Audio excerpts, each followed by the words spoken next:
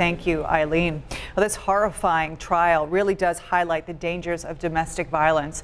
And advocates for survivors say there are important things you need to keep in mind if you are hoping to escape an abusive relationship. 7 Eyewitness News reporter Ed Riley is helping you with a safety plan. They'll say, "Oh, I'm so sorry, I didn't mean that." It was excuse after excuse after excuse, and they're like as sweet as they can be to you.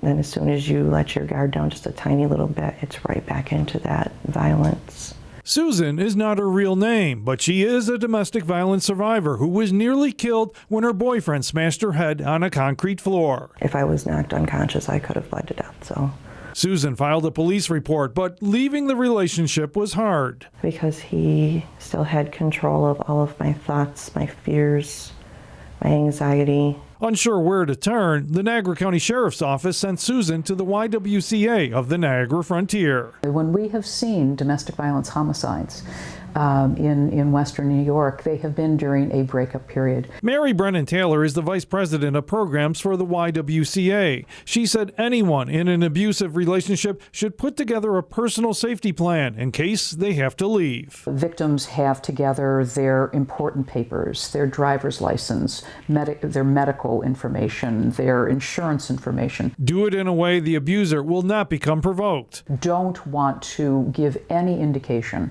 to an abuser that you're preparing to leave. It is important to get guidance from agencies that deal with domestic violence because breakups are the most dangerous time. And once out, never, ever, ever should you put yourself in a situation where you are one-on-one with your abuser. Threats of suicide by your ex are usually an indicator of more violence to come. They generally will kill their partner. And the message from survivors like Susan is don't be afraid or ashamed to reach out for help. It's going to be hard, but it's well worth it because you're worth it. Your children are worth it. Your life is worth it. If you are in a relationship that you fear might be a domestic violence situation, but you're not sure, the YWCA encourages you to take part in its free counseling service that will help you develop your own personal safety plan. In Lockport, Ed Riley, 7 Eyewitness News.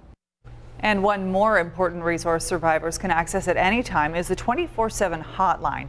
That number is 862-4357.